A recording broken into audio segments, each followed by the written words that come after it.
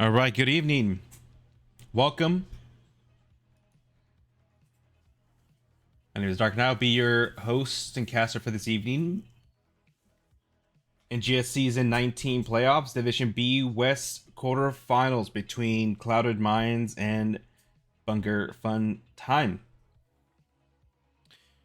We're already in the lobby getting ready for our first match. Let's move over to our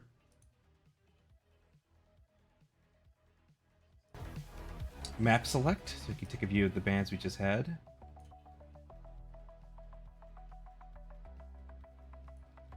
As the home team, Clouded Mind opted for first pick. The bands were Dragonshire, Tomb of the Spider Queen, Infernal Shrines, and Towers of Doom.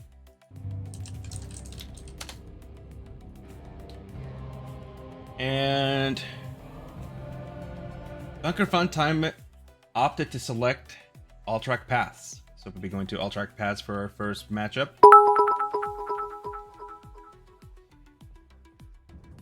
Venus, thanks. Oh, thanks for the cheers. Thanks for the 69 bits.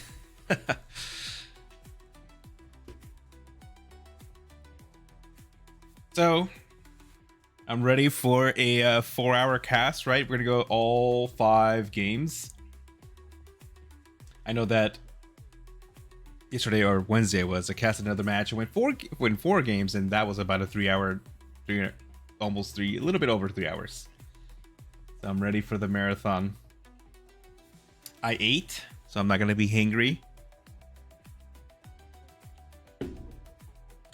As we take a look at the tournament bracket, Division B West was 7 teams, with 6 teams making the playoffs. The first 2 teams were getting a bye, so we did have Roll 1 and Surely We Scale getting the byes. We did have our first matchup of this particular division go to the side of Magnitude Aftershock, so they'll be facing Roll 1. So the winner of this matchup will be then facing Surely We Scale, moving on to the semifinal, or the coastal semifinal for B West. All right, it looks like we're getting started, moving on into our draft of game number 1. If we look at the matchup, Division B West was a double round robin, so each team was playing each other twice. We did have, from the first matchup, I believe, actually, Bunker Fun Time winning in a domination 2-0. And then in the second matchup, Clouded Minds able to get their revenge, and they got their win as well, so they won 2-0. So they split the series in this season, so looking forward obviously to a very great matchup. They're gonna break the trend of having sweeps, right? And we're just gonna have a 5-game series. Right, we do see a new ban and Junkrat ban. Looking at some of the last bans from last time, very much expecting the noobs and Junkrats to be banned out, Zukovs to be banned out, Sylvanas is to be banned up, and Valos to be banned out. And very much we do see that. Oh, Dahaka. I will say, not always a huge fan of Dahaka on this particular map, but I believe that is a... Oh, I was saying, no, that's not a target ban, because I know that Bree does like to play Dahaka, but obviously Global is always very good. This map does not have many bushes. We do see right away Johanna being locked in.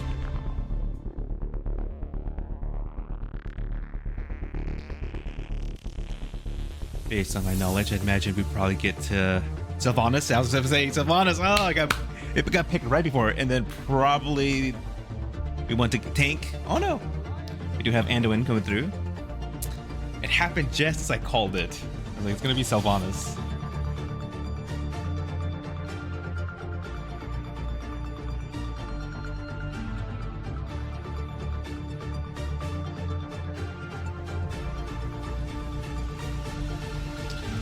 here. Imagine, obviously Hogger, very good on this map. One of my other casts, I mentioned that Infernal Shrines and Ultra Pass probably, you know, if you're a Hogger main or Hogger player, you say every map is a good Hogger map, but you can argue that Ultra Pass and Infernal Shrines are probably the best two.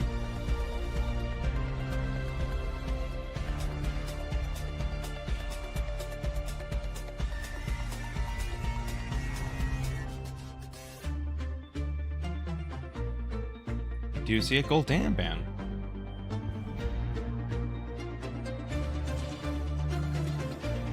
Something I could have expected, but with that we do see a Stitches.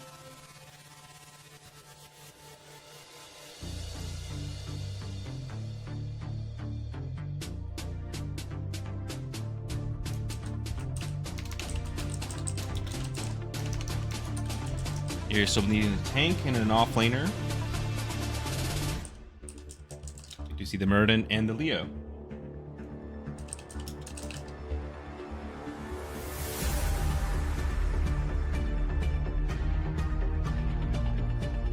The last two picks, DPSs. We do have the Zebo. It's gonna be a Chromie.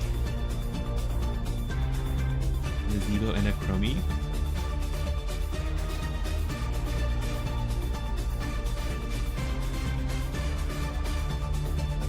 Tacitor, so that was close. I did think it would be probably a mage. Last pick, DPS.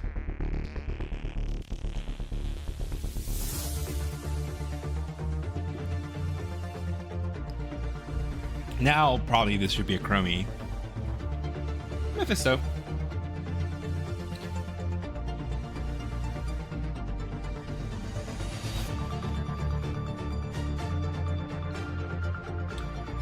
I think both teams. I guess Tacitor's probably gonna go auto attack. I imagine.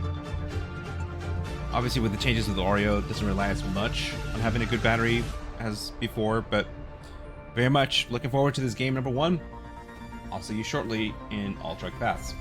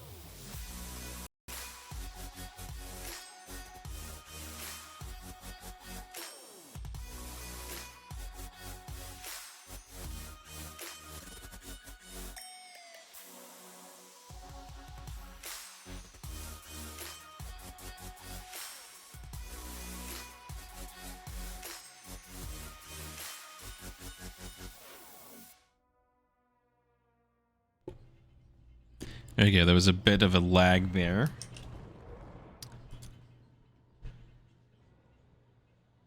It wasn't me, somebody else. Either way, welcome to game number 1, again of the season 19. B West, Division B West playoffs, quarterfinal between Clouded Mines and Bunker Fun Time. We'll start out with our team introduction. We have Tempest on the Johanna, Trash Mouse on the Tacitor, Rogue on the Nazebo, Tiger on the Hogger, and Ruffian on the Oriole. On the side of Clouded Mines, we do have, Cello on the Anduin, Bree on the Leo, Raven X on the Mephisto, and Plant Fox, Sylvanas, and Zed on the Muradin. I missed the plan. There you go. Right away, they did not meet up mid for the usual handshake.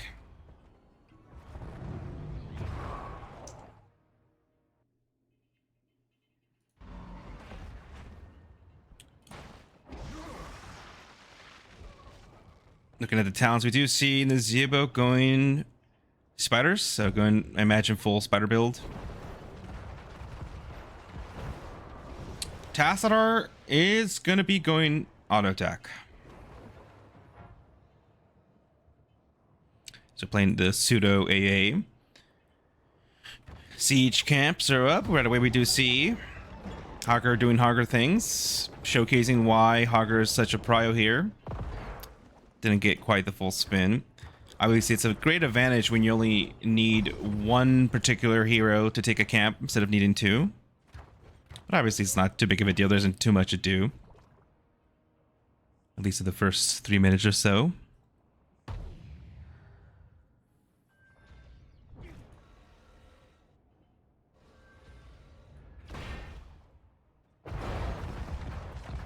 We are seeing the W build from the Mephisto. I think last time I saw a Mephisto was actually a Q build. Both teams meeting up in the mid, trying to get or push with their siege camp.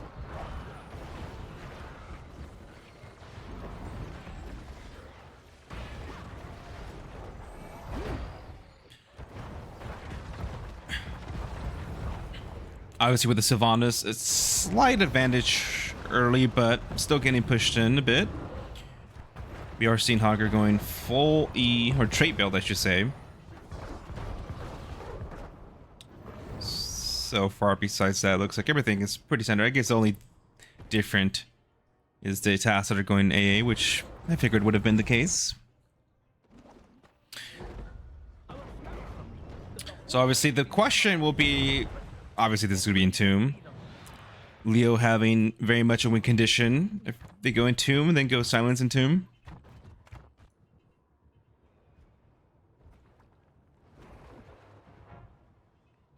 Yeah, having Sylph definitely gives, especially when you win objectives, or often what you see on this particular map, teams delaying the first channel and opt to try to get some push. And I've seen many times where matches go up until level 10 before even the first objective is completed. We'll see if that happens here. We do see Hogger. Oh, we have someone disconnected, I believe. He did have a DC.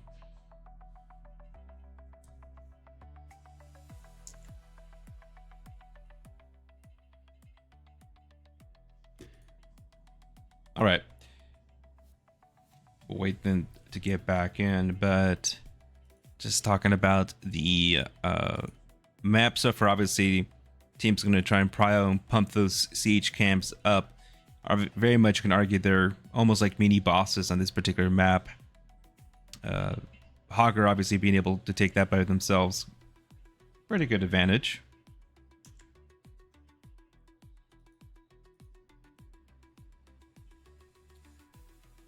Rock, if CM takes the camps on timer, they might be able to take it at level 1. Yeah, Hogger can at level 1 take it, so that's a huge advantage when it comes to having Hogger on this map.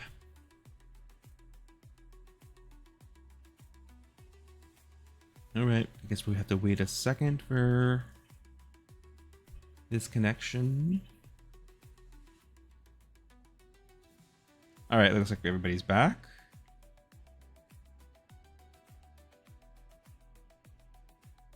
Alright, game started back up.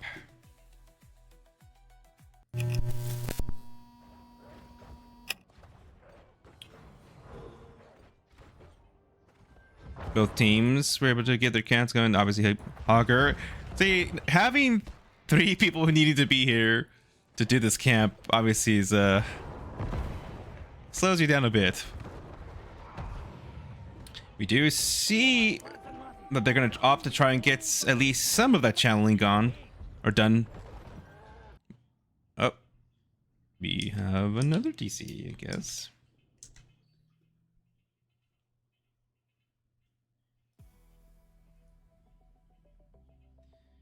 That's not good. Hopefully everything is fine. I know that ever since the last patch, this has been more of an issue than I've kind of seen before when it comes to DCs. I imagine something definitely broke. I for sure have been a victim of this myself. I think there was a cast a few weeks ago where I was the one that DC'd and just could not reconnect. Hopefully they're able to rejoin. It looks like they're trying to restart. I tried to do that when I DC'd, and when I rebooted my computer, it would not let me back into the match. So hopefully that doesn't happen. That would be a very unfortunate situation.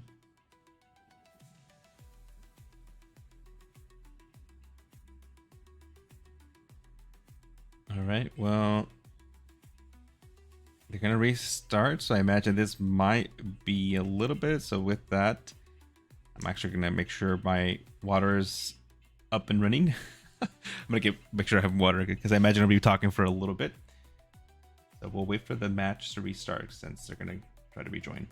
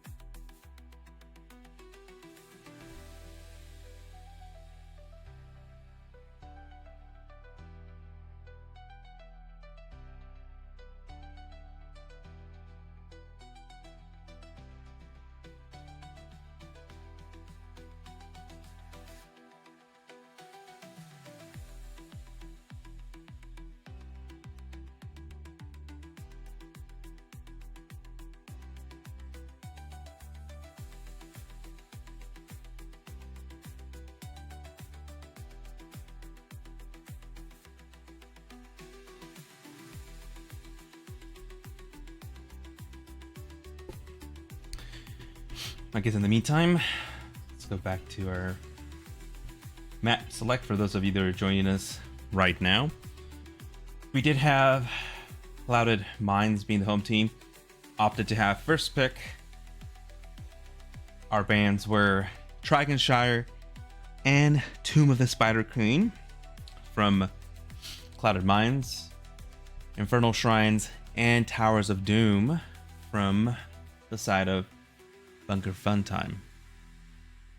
All right.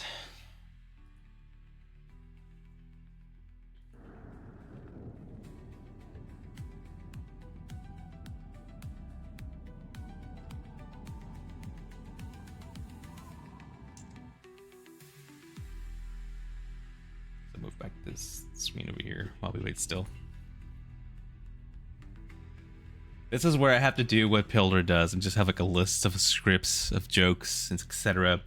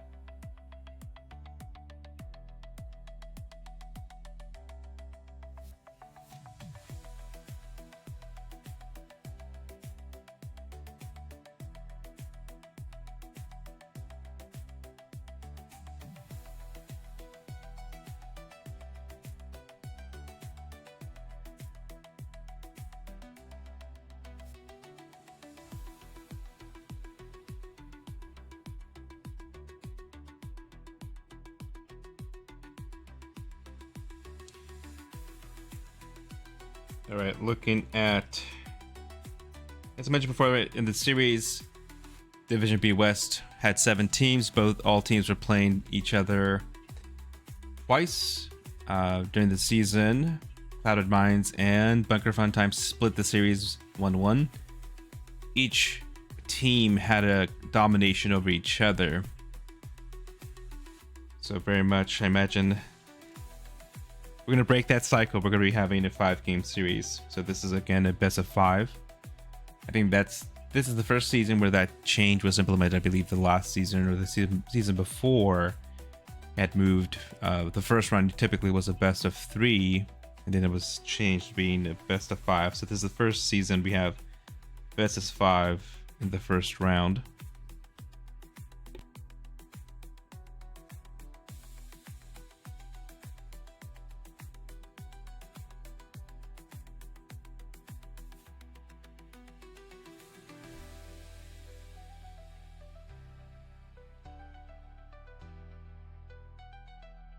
All right. Made it back in time for...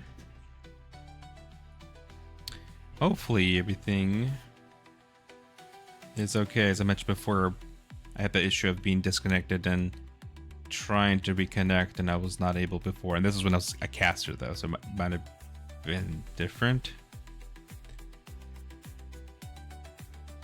As I mentioned before, these two teams did split their Series 1-1, B West being a double round robin division. 7 teams, 6 teams made the playoffs, and so both teams actually had a domination over each other. As mentioned earlier, they're going to break that cycle and it's going to go 5 games, but we'll see based on what happens right now.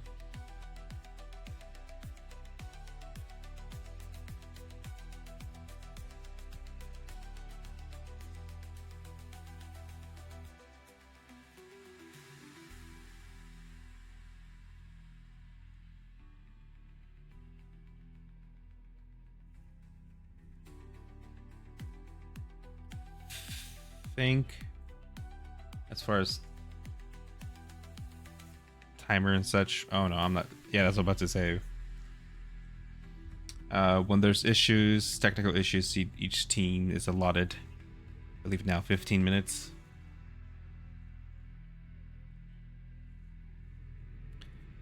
So worst case scenario, I've had this happen a couple times in my experience, either as a caster or in game.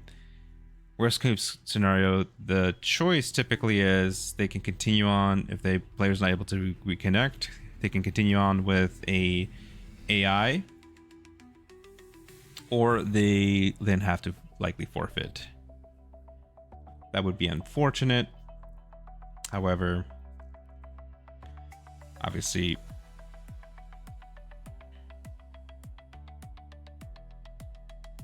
I would imagine it's just better than trying to play with an AI. If any of you have played with AI in Storm League, you know that depending if they're on, if it's an Ana though, I will say AI Ana is probably the best AI. The best thing is the AI Ana does not usually miss their heals or their sleeps. So it's like they have like aimbot. Obviously as an AI.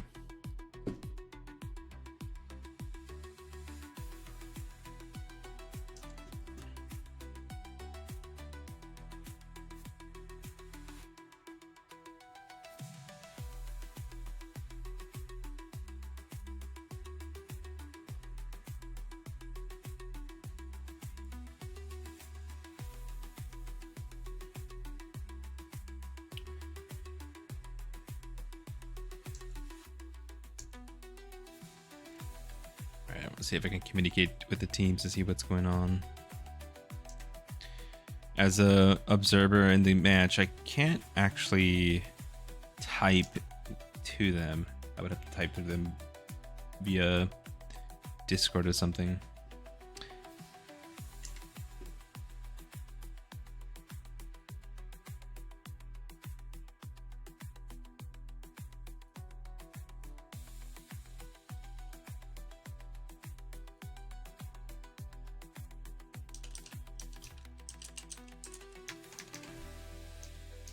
AI Mephisto. I don't think I've had too many experience with AI Mephisto. I imagine AI Mephisto always gets their actual like W and their endurance of hatred. Likely getting a lot of value from that. I do know that Ana's AI Anas are like very good.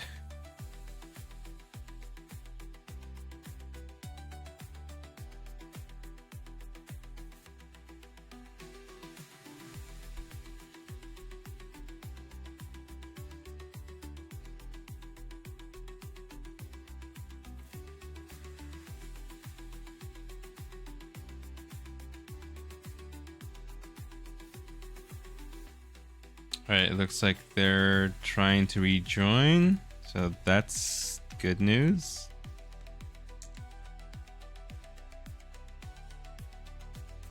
I remember when I had this particular issue, it wouldn't even give me the option to rejoin.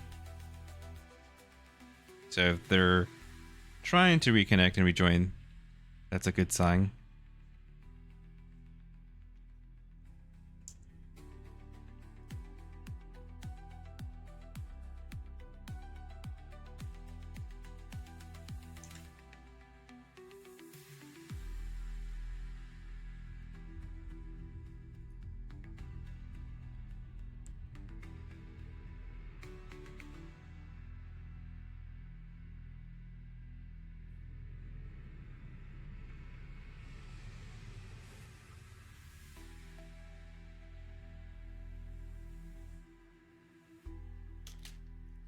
All right, looks like we're back.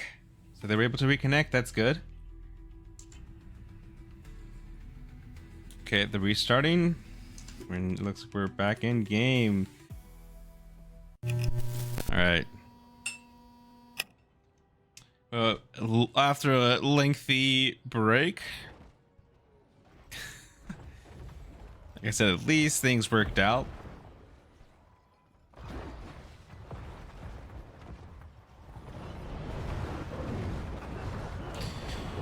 During that whole time, though, Clouded Minds was able to get the objective, but not without Hogger having to pay the price. Although you can say that's fair, trading at least an early death. Not too expensive. Death timer, relatively short. Well worth it. Oh yeah, AI KTZ is also pretty good.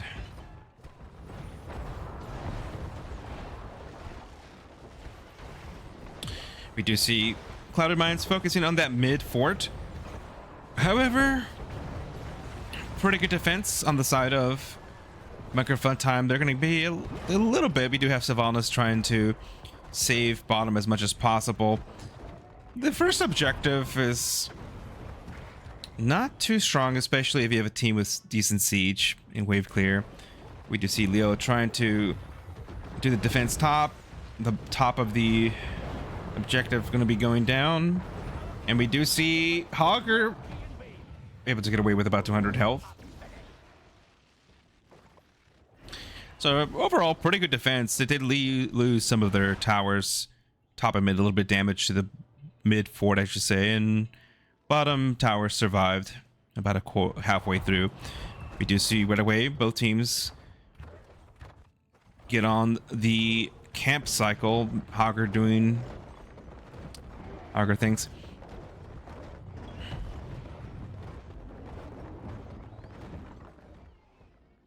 There's actually a very neat trick. If you use your directional keypad, you could just press your directional keypad arrows right on your keyboard and it'll just do a straight line. Makes it very easy to do that spin there. Also useful for Infernal Shrines. We do see, again, both teams trying to clear each other's siege camp right away. This time slightly favoring Bunker Fun Time. You have now the push mid. We do have trait now being used. Johanna being low, but able to use trait to walk away. Although they're going to get a little bit of value here. At least be able to get most of the towers, at least one tower, and leaving one with a little bit under a quarter health. We do have Hogger, though, in the bottom lane. Now, sensing some trouble coming, or not. Able to spin away to safety, obviously, Hogger. Pretty difficult to gank, especially when they have Hortipult. But speaking of level 10s, we did have Resurrect, Ravenous Spirit, Blessed Shield, Shockwave, and Archon. On the side of Bunker Fun Time, we have Welling Arrow, Avatar, Entomb, Light Bomb, and Durance of Hatred. The only Mephisto alt. Contrary to people select in Storm League sometimes. Let's free our soldiers and take the fight to the horde. Yeah, a Taz pretty spicy into Mephisto. I would say it's I mean, definitely provides wave clear. That's something that usually an auto attacker would have failed. So they did. Clouded Mines do have plenty of wave clear. We do have the second objective now at the bottom.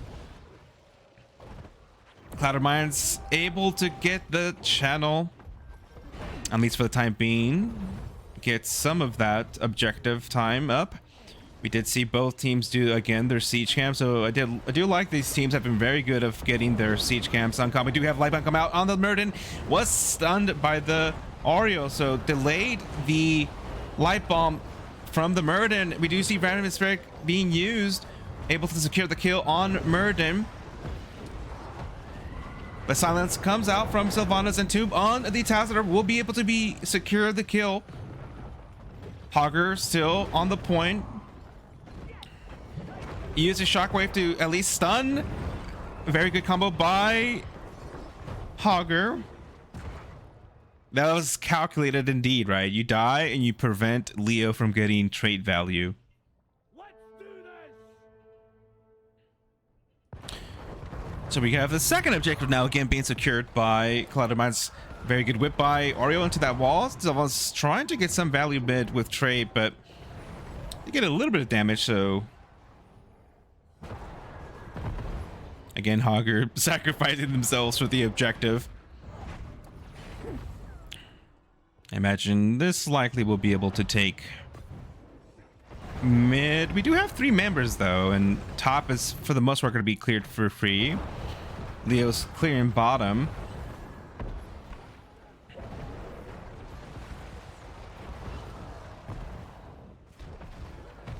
So even with the second objective, top is still going to do a little bit damage, bottom a little bit damage too, but mid fort is the one that's hurting the most. But even then, that's not bad given the fact that, you know, they've lost the first 2 of the objectives and, you know, haven't technically lost a fort. Not bad. We do see 4 members of Clouded Mines trying to get some value bot. Hogger still sticking around trying to secure that top fort, able to spin away. I don't think this is the map where I'm pretty sure there's a way you can calculate the jumps from Hogger, so you can go from here to like here. I forget if it's like here to like here, and so you could E all the way down like pretty fast. I know Dragon Shrine you can do that, and on Infernal Shrines you can do that to some extent.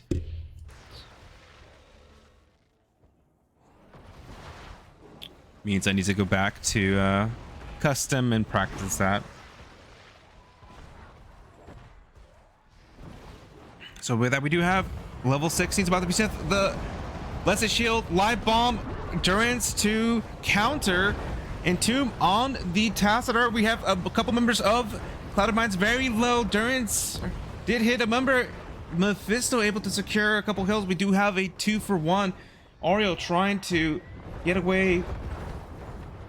I believe, I say Joe. I thought Joe just used. Oh no! And Sylvanas chasing, gets whipped, gets strapped by the zombie wall, then whipped into the wall and actually goes down. So very good counter kill. So we do have a 2-for-2. Although Oreo thinks trying to get up there to do a res. Yeah. They're gonna get Hogger up.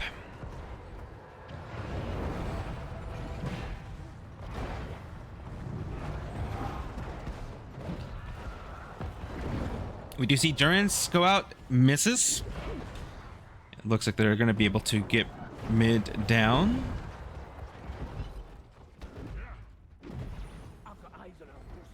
Just, it is interesting to see res. Usually you don't see res that often.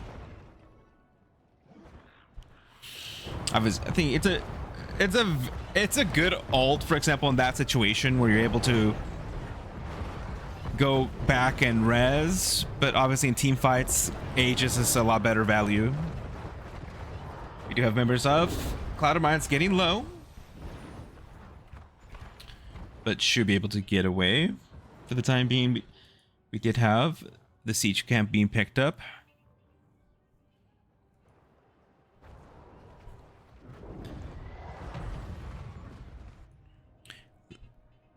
Do like Clouded Mines moving over to secure this top fort. Not going to be adding to that some of the pressure, and they're going to get the bottom one. We should be able to get it. Yeah, it's going to go down. We've got hordes on our camp. Lock the cage.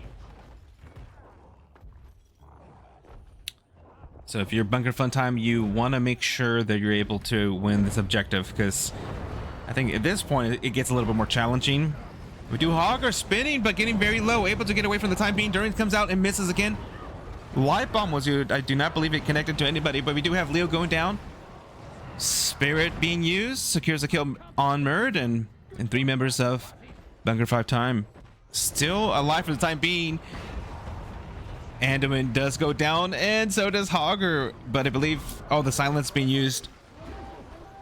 I think they have, oh yeah, they have res, so they should be able to get there in res, but I imagine they're trying to be careful. Leo haunting the battlefield, giving vision.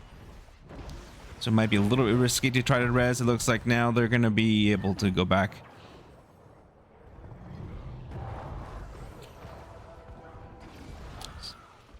So though I did say typically res, not the best, oh, not the better of the two alts, but very much getting value here. I've seen situations obviously where you try to res someone in the middle of a team fight and then they just get killed again. So that's one of the worst scenarios you can have when it comes to using that particular alt. Bunker Front Time trying to get their siege camp before the objective hits. It looks they'll be fine.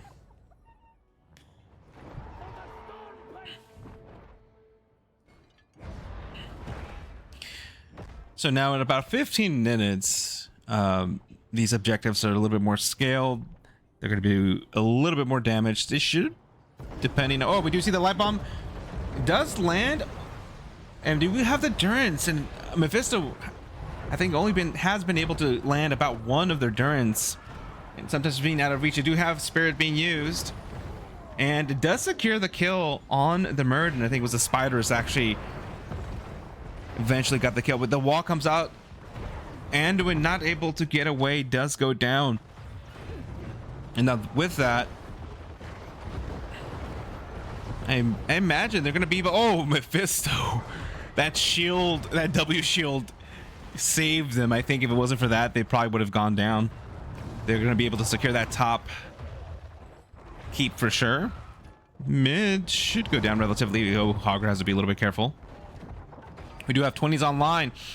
Shield of Hope, Vile Infection, No Control, and Force Buried. It looks like that, yeah, they're going to be able to get mid with about 20 seconds for 2 members of Bunker Fun Time.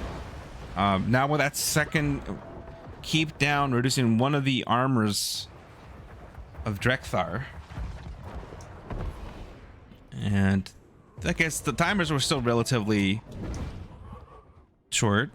Opted not to fight, but instead back off, and we do have a boss call, though they're going to make quick work of this. I don't think Bunker Fun Time is going to be able to get there in time. We do have level 20s now online for Bunker Fun Time as well. We have Bolt of the Storm, Rewind, Buried Alive, Light Bomb, or sorry, the upgraded Light Bomb, Inner Fire, and Mimic. I guess they opted to say we already have a Silence and Tomb. We don't need the Silence Hatred from the Mephisto. Thanks, Sound, for the raid. Welcome for those of you who joined us. We're in game number 1 still. We had a bit of a delay.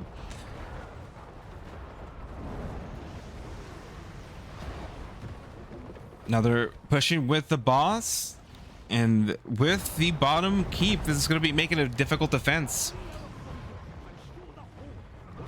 Being able to get a couple kills likely would help secure the game. Looks like they're going to, at least for the time being, push off, but that bottom keep will be going down. Actually, Leo does go down to I imagine was the Nazebo spiders. Let's take a look at our. Yeah, we do have Wild Infection completed, so that Nazebo's definitely hurting. 187 sacks.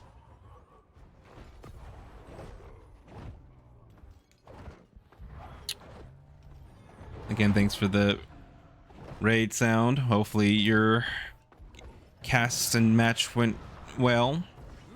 We do have Light Bomb. Oh, and it misses. That must have been a miscommunication. We do have Durance come out, but two members of Bunker Fun Time do get melted in exchange. Mephisto uses their shade to get out, but with that, I imagine they just go core. I mean, they already have the objective, but with 3 of the keeps down, no armor on Drekthar, there's not much Cello can do. We do have Leo actually came back. Does land the Silence and Tomb on the Tassadar. Does get the kill. That helps a little bit, but there's that Resurrect. So, again, as I said, typically Resurrect is not the alt of choice, but got pretty good value here. And with that, Drekthar is exposed, and it's gonna be game number 1 to the side of Bunker Fun Time. Oh, sorry, Bunker Time. Clouded Minds, DG.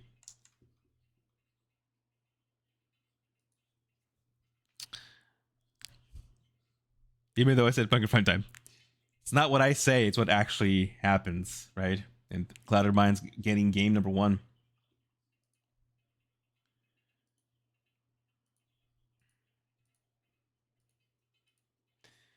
So give you a little bit of time while we wait for our game number 2. Looking at some of the stats. Mephisto and Nazebo. That Tassadar auto attack worked out pretty well. Again, the wave clear, the walls, there was quite a few walls that actually were very useful. So you have 2 walls, right, with the Nazebo and the Tassadar. So let's look at the healing. Actually, Oreo got quite a bit of value. Almost doubling Anduin.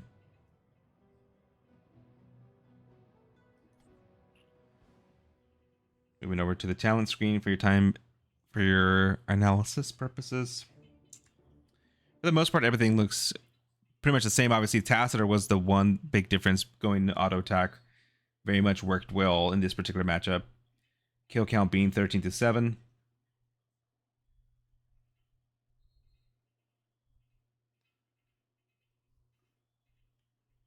All right, let's move over to our map select.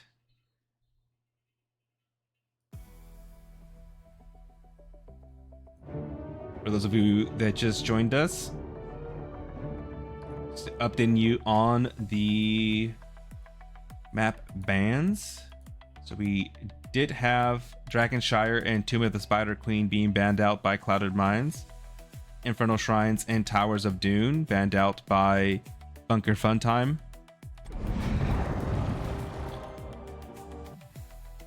Clouded Minds opted for first pick. Bunker Fun Time selected Alterac Paths.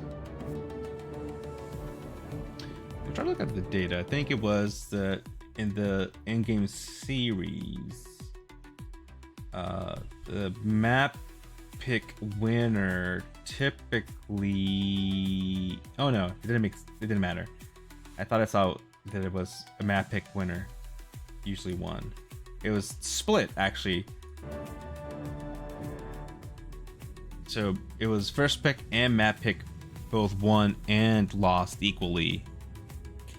Yeah, those task walls were pretty OP, especially with the level 20 wall as well. Having that cooldown is pretty significant.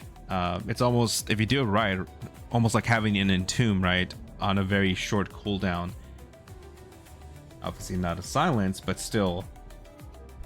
That with the zombie wall and then the Tassadar wall can make it very difficult, especially for heroes that don't have much mobility or means to get through those walls. I think very much it was just Murden, right, and Leo that would have an easy time with that.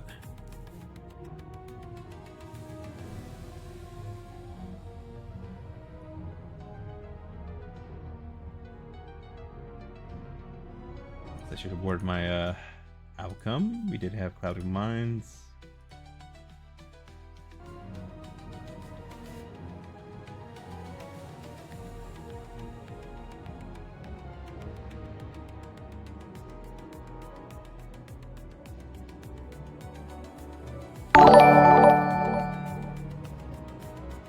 Ragam, thanks for the sub.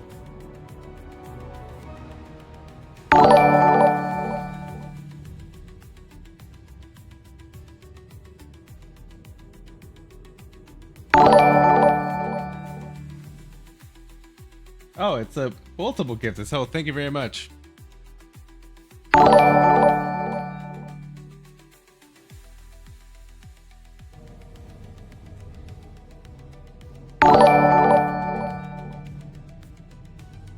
I was trying to figure out what that noise was. I don't hear it that often. So, but thank you very much. Appreciate it.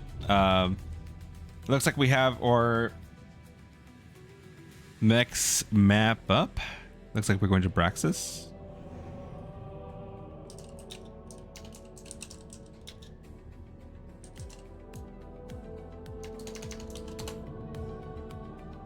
But again, thank you very much. When I hear noises and notifications, someone's like, oh, I don't know what that noise is.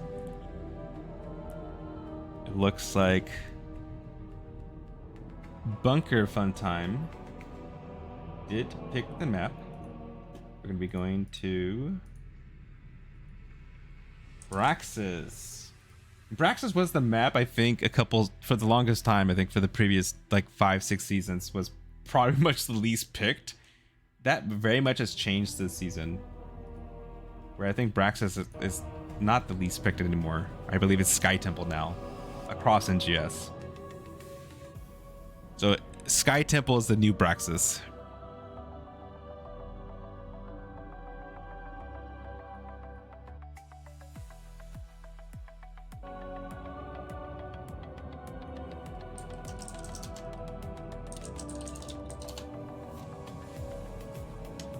Yeah, I believe so. Let's see. Look at all stats. Let's look at maps.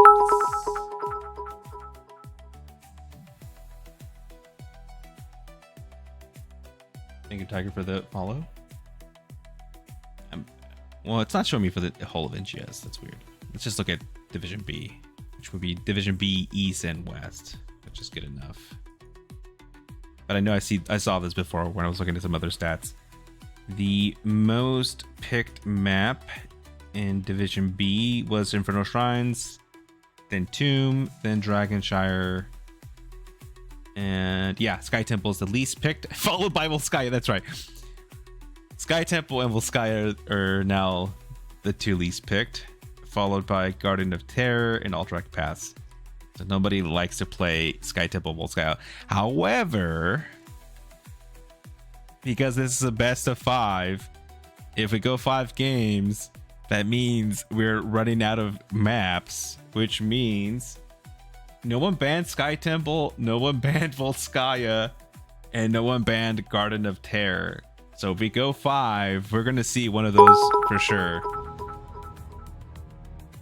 Dr. Rob, thanks for the follow. So we will, if it goes game 5, we'll see one of those 3 maps that no one wants to play on. But with that, we get ready, start our draft for game number 2 with Clouded Minds leading 1-0 in this best of 5. Division B West.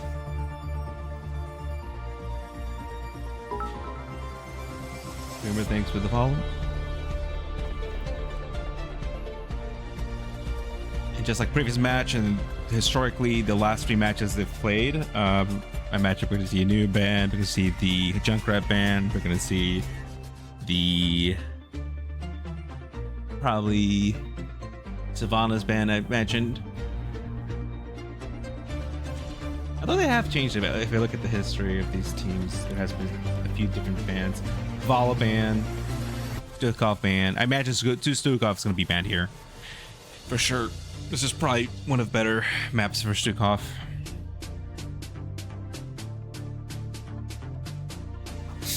Oh, we have the Vala band.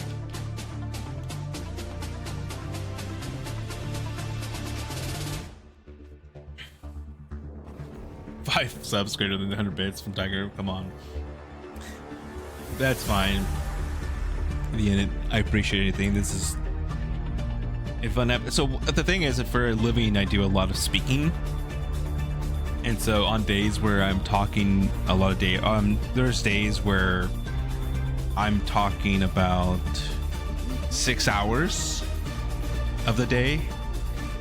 And on those days, I've actually done casts, and some of those matches go 2 hours. So there's about 8 hours in that day that I just been talking nonstop for the most part. And so for myself, this is just nice to kind of practice and continue practicing my announcing and such. But either way, we do have the Stukov was not banned out. We did have Oreo banned out. I think this would be a lot more difficult for Resurrection just because of the nature of the map being smaller, but they opted. I mean, that Oreo got quite a bit of stuns that were very good. The Resurrects got value, so they opted to ban that out. But that they leave Stukov and variant, so we do have the Stukov variant combo. And we are going to see Johanna, Anduin, and Akira. Interesting. So I imagine if they're trying to bait something, this could be played as a 4-man Kira at the with the bottom, or it could be switched and then be on the off lane, depending on what Bunker Fun Time shows. I imagine that's maybe what they're trying to do here. Either try to bait out something and then switch. We do have a Ragnaros, okay. So I think they were definitely maybe smelling to that. This is probably going to be a 4 at the bottom, right? With a 4-person.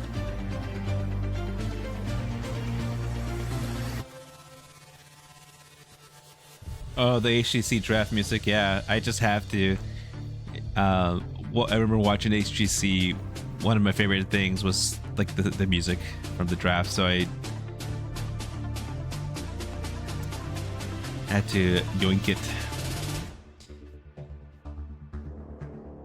We do have the Dehaka being banned out, obviously targeting Bree. We do have Maiev. I imagine they're probably going to secure the second DPS or Thrall. Okay, so typically I know Bree does play off lane and Thrall's being selected right now, so I think they may probably end up trying to get something else and have Kira be switching over to Tiger. I imagine Tiger probably plays Kira. Kira to Thrall's, I think it's pretty much, it comes down to a skill matchup, even with the buffs. Thrall's a lot, obviously stronger, better sustained because of that, but yep. So it's like, it's going to be a switch. So I imagine we did have Tiger select Tassiter, and so that likely means Trash Mouse and Tiger are going to switch.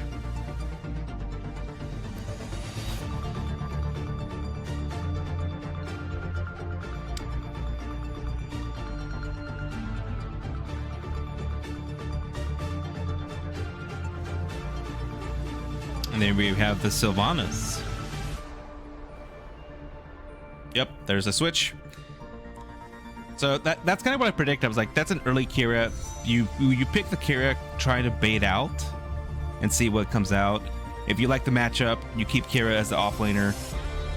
If you don't like the matchup, you put Kira in the 4, and then you draft another offlaner. And so Tiger liked that matchup against Thrall. I mean, it's after the changes, I think it really comes down to kind of, especially early, I think Thrall is a little bit stronger earlier, especially after the buffs. But either way, I'll see you shortly in game number 1.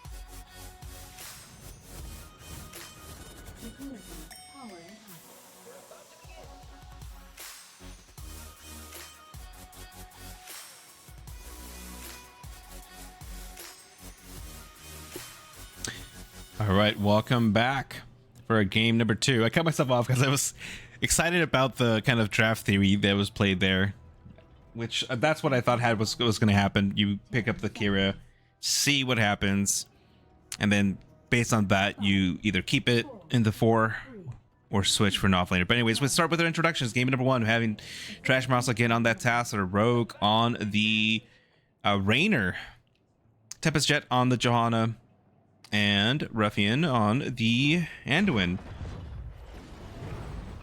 Oh yeah, Tiger on the Kira. Showing the offlaners a little bit of love. We'll start at the top. For the side of Microphone time, we have Bree on the Thrall. We do have Raven X on the Sylvanas, Zed on the Varian, Plan Fox on the Maiev, and Cello on the Stukov right away. That's going to be a very good combo right there. Having the tether from the Kira into a Stukov silence. Effectively making, you know, almost like a mini silence and tomb. If you're able to pull off that combo, it can be very devastating for teams. Take a look at our level 1s. We do have Rainer opted to go for Veteran Marksman.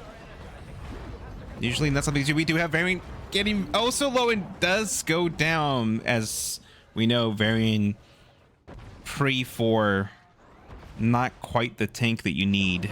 And that's usually sometimes a limitation when it comes to Varian on this particular map, is that you really need to try to get that XP. And so often you'll see teams will try to make up that XP by doing camps as soon as possible, trying to maybe push another lane to get some value and structure XP and Sun early to try to get Varian up to level 4 as soon as possible, because especially with this matchup up here, it's going to be up to Kira to being able to delay this to, or sorry, Thrall to delay this to 4. That's a difficult matchup though, and with that we do see Kira able to get the point, at least for the time being, get a little bit of the channel, does walk away. We do see Varian still getting focused and struggling. Stukov able to get a heal out.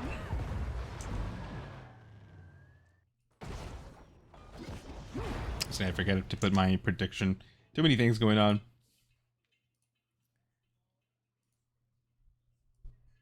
We'll put this up for a couple minutes. As I said, this is going to be the key matchup. Usually on this map, if you don't get much of a rotation, your offlaner very much will dictate what can happen. We do have level 4s finally, and unfortunately, tank Varian. We did have the channel completed. Taunt coming on the Stukov. Sorry, on the Tasseter, sorry. Stukov following up with the silence. But they don't quite have the damage just yet. Both of the offlaners getting rather low. We did see Kira not go for the stacks, actually going for more of the auto attack. I think it's a little bit stronger early.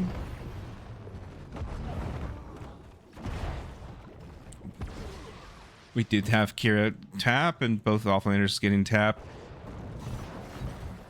So it very much comes down to, can Kira land her stun? And yeah, she's gonna outtrade Thrall now. So this becomes a challenge now, because if your offlaner is not able to hold their own, and your bottom team can't, we do see silence coming out. Johanna able to step away with trade, at least for the time being, but weren't able to step up and stop the channel. So we do have a full Zerg wave in favor of Clouded Mimes. We do see Tassadar moving up. We do have, oh, Thrall's getting little able to use Wind Fairy to get away.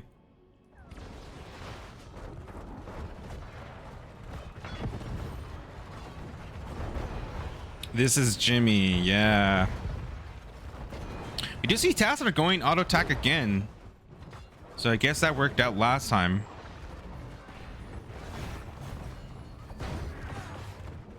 Kira diving in under for that variant. The tether on to Kira with the taunt, but Anduin able to get the pull. Barely saving Kira. And I guess also a big challenge when it comes to wave clear.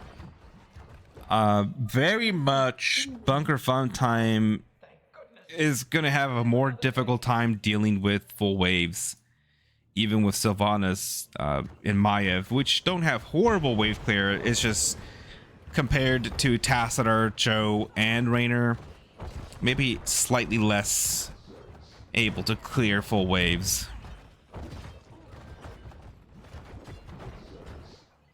Yeah, the wave clear is going to be a lot trickier. So, and it works, right? You see teams. I've seen teams that draft Genji, Tracer, Tyrael, right? But the idea is you're going to have to win objectives, because if you have to defend, it's going to be really rough. And they're not as bad, but as we just saw there, they were able to at least stop it from being destroyed, which is good. But that's a very weak Zerg wave with the scaling right now, and it's only going to get worse. So not bad. I mean, part of it had to do with Varian still being not being level 4 just yet. So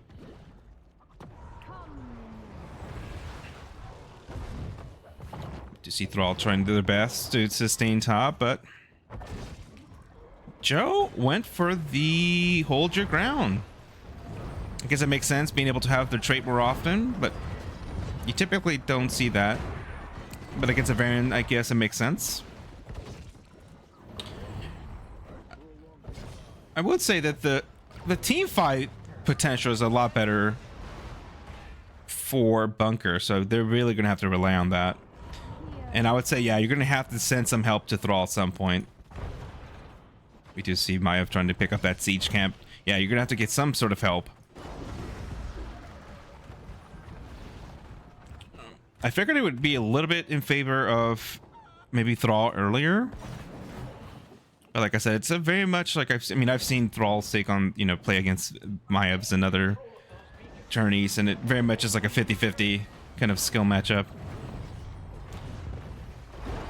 Depending on the build, obviously. We do have the channel. The Tether comes out. The silence, getting the silence on the Joe. It gets pulled away, gets away with only about 120 health. Ruffian,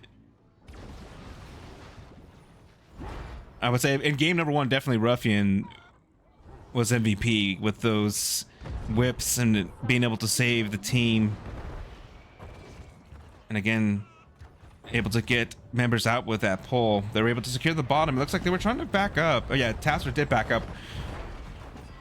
And Joe in trouble. We do see trait being used slightly, but they're opting to, with that, recognize they're going to be all up. They back off a bit, although they're giving up the they had 10s online, that's why. Yeah, I was like, they're getting it for nothing, but they have 10s. So we do have 10s online. We have Light Bomb, we have Hyperion, and Thrall does go down in the off lane. We did have Unmilitant Strikes, Black Hole, and Blessed Shield, so a very potentially nasty combo on the side of Clouded Minds. 10s now finally online as well for Bunker Fun Time. We have Warden's Cage, Wailing Arrow, Shield Wall, Sundering, and Flaming Swipe. I'm actually interested why. I guess Sundering.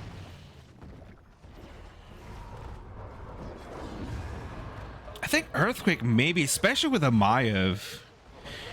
So Sundering, I mean Sundering technically is, I think, the better ult, but I think in this scenario with a Maiev and a Stukov, if you're slowing them down, if they can't move, we do have Thrall getting chunked, but the Kira uses the Sunder, and unfortunately, members of Bunker Fun Time were able to rotate, and they're gonna get pretty much a free clear, but Clouded Minds will be able to get secure bottom forward. And yeah, and I did say, obviously, whenever I call something, teams usually then prove me wrong and say, they don't have amazing wave clear, but they just, uncontested, it's obviously fine. Obviously at 16 with double wailing, Sylvanas has a lot better wave, but we do have the stun on the Thrall and does go down.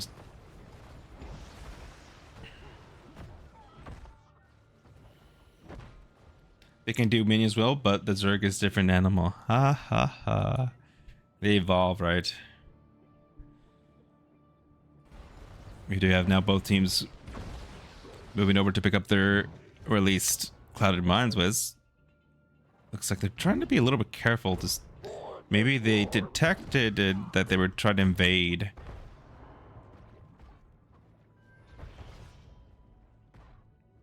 Yeah, I guess it makes sense to interrupt the Kira. Hellbat coming through. You can make the case for both, obviously. But yeah, for example, like here, Sun having Earthquake with the Warden's Cage and Silence, like that is just does not sound fun at all, right? So that's what I was thinking would have happened.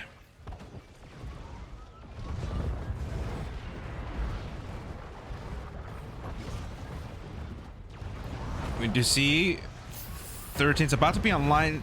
Taunt and Tether on 2 members, but Maiev unfortunately does go down. It was a 5v4 there. Thrall was trying to get some of the soak. Clouded Minds recognizing Thrall came up, opt to just walk away. They do have 13s now, though.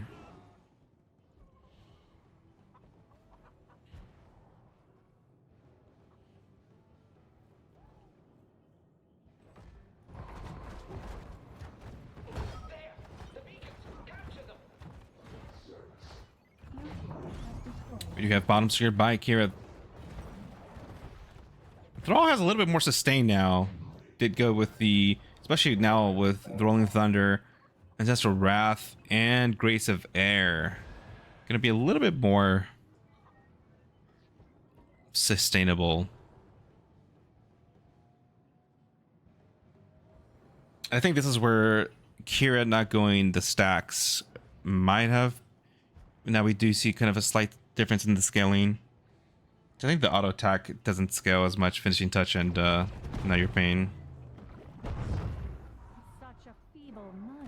We have now everybody hovering on the top, trying to see if they can get a pick or something.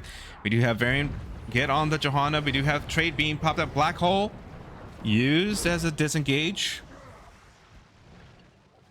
It looks like they're going to retreat. Oh, they're trying to get that pursuit. They're going to get at least a little bit channel. Raynor was able to cap bottom.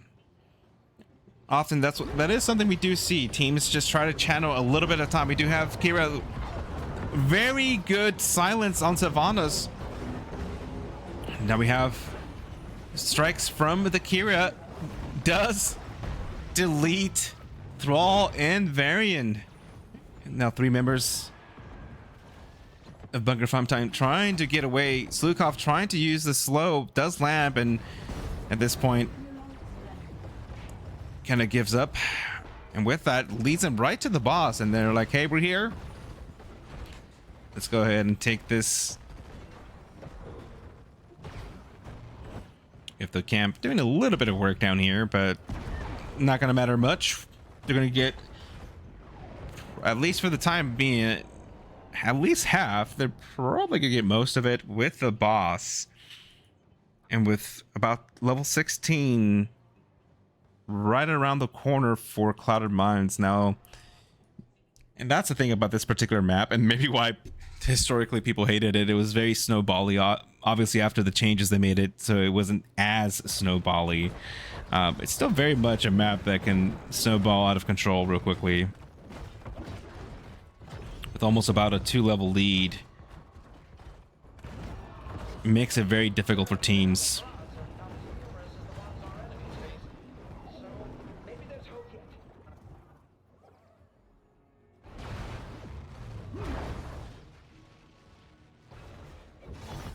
You do see now full Zerg wave bot lane, and this is where the wave clear now is going to be more of a challenge. It wasn't as bad when it was uncontested, but Sylvanas can't really step up safely, and yeah, most of the wave is still here, and they made quick work of that bottom keep. No, we see Bunker Funtime desperately trying to mount the defense. Blessed Shield comes out with the light bomb, and very quickly, 3 members of Bunker Funtime do go down. Savannah's trying to stay up, but also goes down. And in the meantime, the core does get melted, and we do have game number 2 GG on the side of Clouded Minds.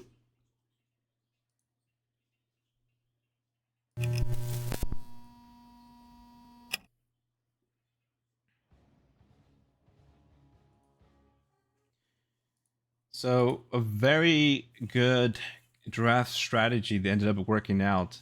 Again, we did see that initially they had Trash Mouse draft the Kira, and not sure if Bunker Funtime picked that up, but as I mentioned before, being able to kind of show the Kira might lull the other team to think, okay, Kira's going to be an off lane. Who can deal with Kira? And so we did see Thrall come out, and I think, again, you can make the case that Thrall can be fine against Kira. And so if something else was picked that can deal with Kira a little bit better, then maybe they would have switched. But very much ended up being a very difficult task for Thrall. They were able to get full Zerg waves, and so being able to secure the objective, get a pretty big lead, and finally secure the last a boss and the full Zerg wave. Then very much with that, the challenge of not having in a very good wave clear at that point cost Bunker Funtime. Looking at the kind of damage, Raynor, Tassadar, Kira at the top. It was 11-1 advantage as far as kill count. As far as healing, this time a little bit closer. Stukov did very good as far as compared to Anduin, but I think Anduin did their job with the light bomb. Looking at the talent choices, very much standard. And I guess that's what I said. I think Earthquake maybe would have been slightly better, but obviously being the bird's eye view and the benefit of not having to make these choices in real time makes it easier.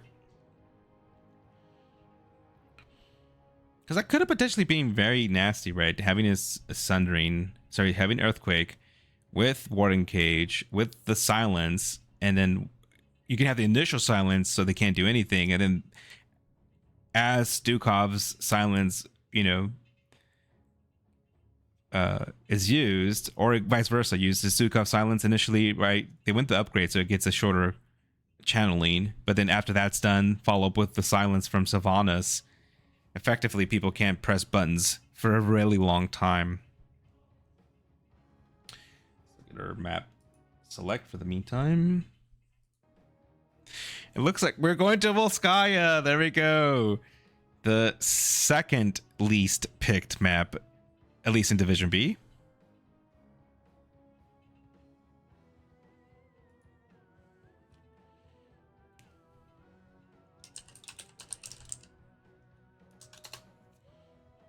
As I mentioned before, looking at the stats, Division B, Volskaya is the second least picked map behind Sky Temple, so it had to be picked at some point. And the offender is Bunker Funtime. Bunker Funtime did select Volskaya. Volskaya being a map that obviously can go for 40 minutes. I think it was one match I cast that I did say that this is the map that goes 40 minutes, and the match ended up being like 12. So I've been completely wrong. But typically you see this and Tomb, right? This and Tomb are the two maps that can go quite a bit long time. I myself have been on a Volskaya that was like about 33, 34 minutes. So I know that these Volskaya can definitely go for quite a bit.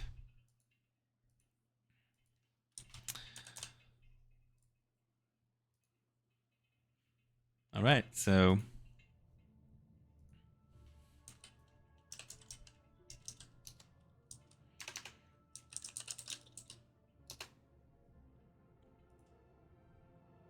I'd like still to top more in the early game. Yeah, and that's what I mentioned. Typically, what you see on Braxis when you have Varian is that obviously you don't have a real tank until 4, and on Braxis that's a problem.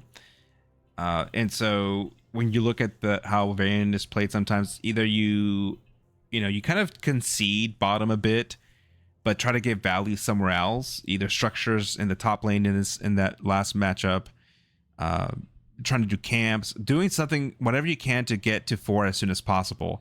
Because just passively soaking XP usually is going to be very slow. And so, yeah, like you mentioned, simply probably getting, so maybe making an early play and just push top. They very much would have got at least one tower for sure, right? And maybe more. And even maybe a kill on the Kira. So trying to do something.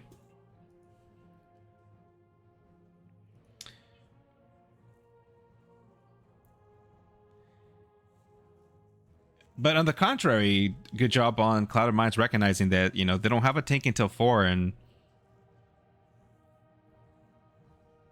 like I mentioned before, obviously the off lane being very important.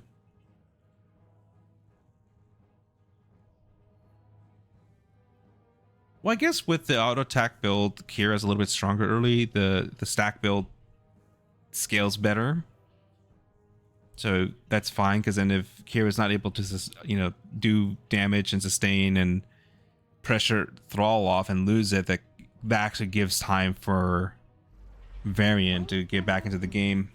But with that, we are moving to our game number 3.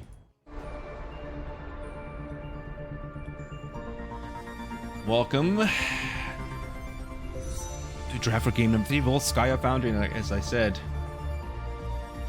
second least picked map at Division B. Both B and West. East and West. I was trying to figure out what is it all NGS. I'm pretty sure it's going to be all NGS as well. But it has to be everybody hates. Right? Up. Oh, there you go. I got all of NGS now. So for all of NGS, it's Skull. So all of NGS, so Division E through Heroic. Sky Temple is the lowest, then it's Garden, and then it's Volskaya, which makes sense because in Division B it was Garden and Volskaya were pretty close. Sky Temple for sure is the least picked map. So Volskaya is in all of NGS is the third least picked map, with the most being Infernal Shrines, Tomb, and Towers.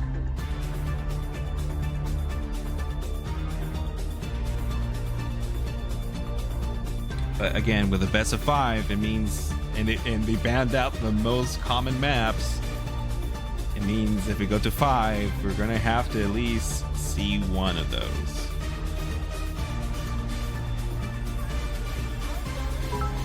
Or 2 of them, actually. We'll see 2 if it goes to 5 games, because 4 maps are banned out. And we go to game 5, we'll actually see 2 of the 3 least played maps for sure, because none of them were banned out. Hey, Go Hots, thanks for the follow. Comeback time indeed. We did have our usual bans of Junkrat, Oriole, Anub, and Vala. BFT picking up Brightwing and May. You see Johanna, and now this time Stukov being picked up on the side of Cloud of Minds with Nazeebo. And now they bound at that Tacitor. That Tacitor has really worked out. We see here, obviously, uppercase, lowercase, no double mage, but very much making works. Obviously, going auto attack build is something that Tacitor can do, and it worked out very well so far. Those walls have been very key in securing kills, definitely. And Tacitor does quite a bit of damage, especially for last map 2 on Braxis, and as well as Alterac. Very good wave clear.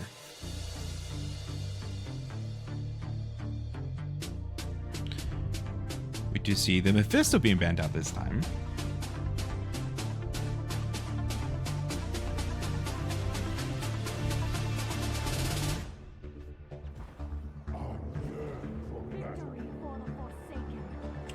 And an Imperious and Sylvanas. Interesting.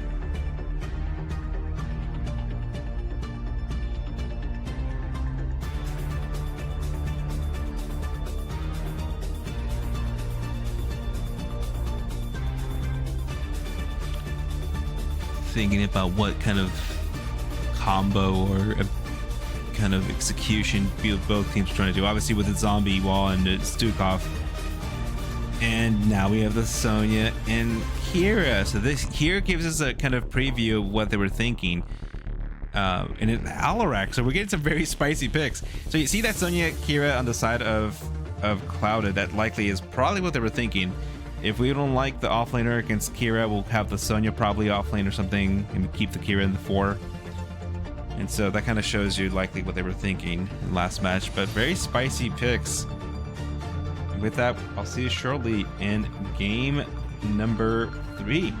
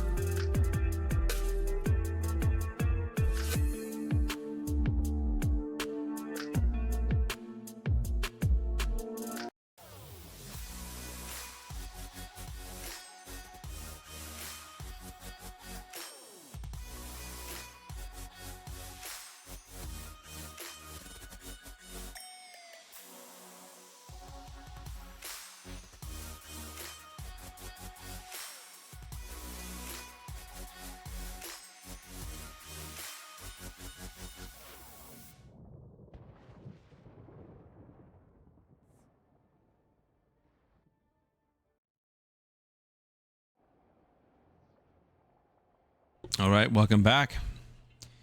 As we get started with our game number 3 in this best of 5 Division B West quarterfinals matchup between Clouded Minds and Bunker Fun Time. We'll start with our introductions. We have Rogue on the Nazebo, Trash Mouse on the Kira, Tempest Jest on Johanna, Ruffian on the Stukov, and Tiger on the Sonya. On the side of Bunker Fun Time, we have Bree on the Imperious, Cello on the Brightwing, Ravenex, Elrak, Zed on the May, and Plant Fox on Sylvanas. Taking a look at our level 1s. Oh, we do see Stukov going to be active. Spores. Ah. So we're not seeing the typical low blow. Right away, Sonya gets chunked and goes down. The first kill goes in favor of Bunker Fun Time. So a very good start, at least for the moment being. And that's something that's going to be very interesting to see. Obviously, having Sylvanas, I imagine they're going to go the silence. So having the silence from the Sylvanas help set up the Alarak or vice versa. Again, means that, and the Brightwing. So you have 3 heroes, right? Obviously with Sylvanas Welling Arrow, you're gonna have 3 heroes that mean someone just can't press their buttons for a very long time.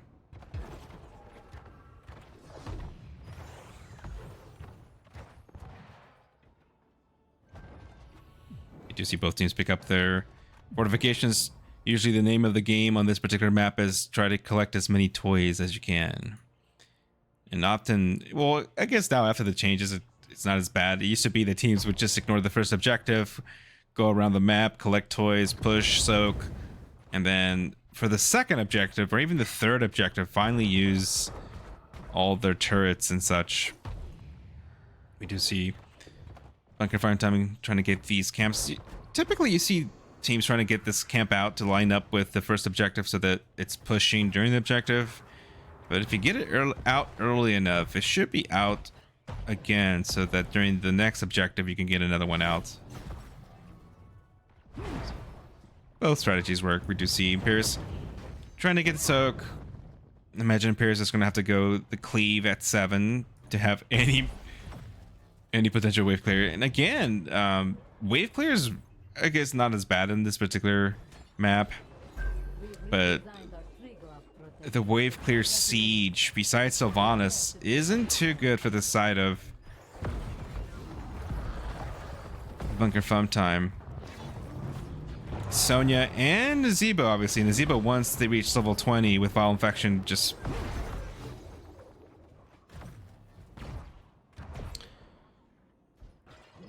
So usually the race, or the key to the matchup for Bunker to Untime is let's win before 20.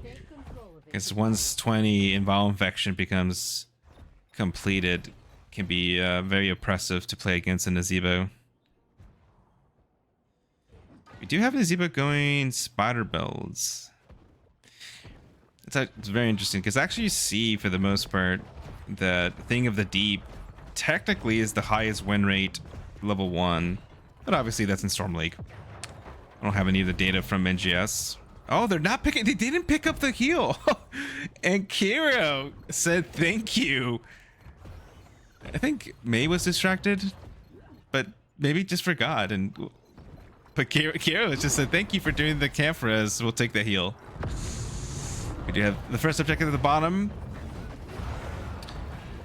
The spear by the Imperius does get a couple members, but now in trouble, having to back away. May using Blizzard to try to zone, at least for the time being, with level 7 advantage. Bunker Phantom having to step away. We do see that top camp making a slight push. Sylvana's able to go through and respond to that, and it looks like members, they did get up to 99%, so they don't have to quite force things. We do have now the turrets up. Typically you see teams trying to get these as well. And May's got to be careful, though May's fairly tanky. With that silence, no matter how tanky you are, if you can't press your buttons. Oh, we do see actually Imperius is able to trade out and get the Sonya. So this is a time where you want to go in and try to secure the objectives. I imagine Cloud of Minds are going to have to step away from this. It's a relatively short... Yeah, and they're just going to have to give this up, and we actually will have then the first objective going to the side. Again, I did like the changes they made where... So, obviously before the changes, people would either ignore the objective, or they would just have one person in the objective, and then not, you know, then other people push. But now with the buff that it gets for having 2 people inside of it, obviously you want to take advantage. And it's, you know, it's still... I think obviously the third objective at level 20 or 20 minutes or so is pretty strong, right? You can... Almost like a dragon or Dragonshire, you can just chunk the core with it. But I think it's a lot better than before. It's actually useful.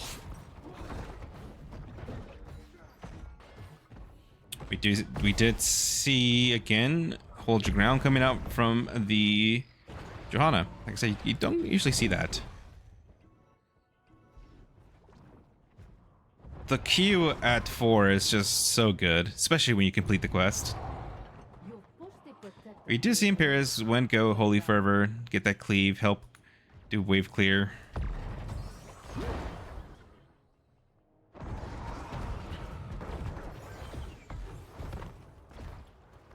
I do like the Alarak into the Kira and the Sonya. Being able to get a silence very much with, you know, heroes that very much require that they can press buttons to survive, which, you know, you can make the case that's everybody except Stitches. I think Stitches is the one here who doesn't matter what buttons he press, they can survive.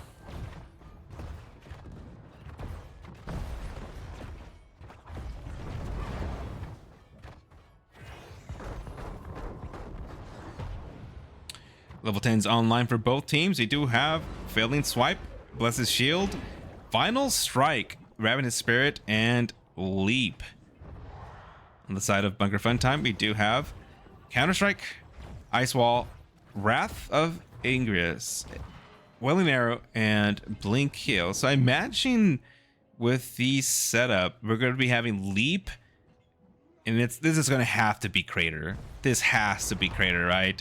This is going to be Crater into a Final Strike and Ravenous Spirit, obviously having the Blessed Shield. Yeah, especially with the Stukov, because you have a Stukov with Crater, you know, you have like pretty much, you can set up the Silence and Tomb with Ravenous Spirit and Final Strike. So that's likely what's going to happen, right? But what's going to happen though is that Stukov is going to fail and swipe. Oh, we do have Ravenous Spirit being used, and Imperius and a little bit rough. So Sonya actually goes down trying to pursue the Imperius, and Brightwing wasn't quite able to get the heal out, and Imperius does go down. But not a bad trade. We did see now 2 ults being used there with the Final Strike and the Ravenous Spirit. I mean, Final Strike being a relatively shorter cooldown. Did we see Leap being used? It must have been used. Yeah, it's a cooldown. And Leap was used, but by the time they're back up, they're going to be here. We do have a slight XP lead. Well, not slight, but almost a level, actually.